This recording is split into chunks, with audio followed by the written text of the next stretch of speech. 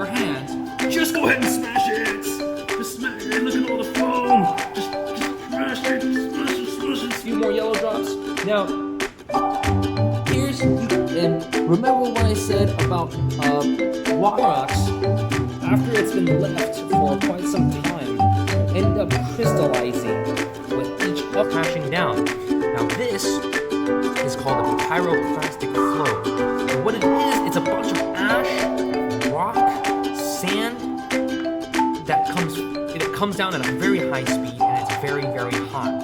So this is what happened to Pompeii. When you stick it in, it will either light up or it won't. But if we measure our electrical power in, for example, these two ways of a chemical.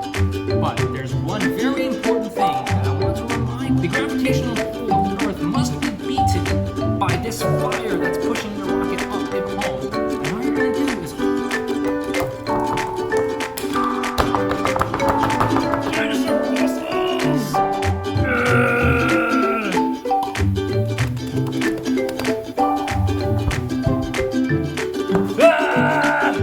dinosaurs! Oh, this tastes so weird. Of course, we found out that the two baby, not a T-Rex,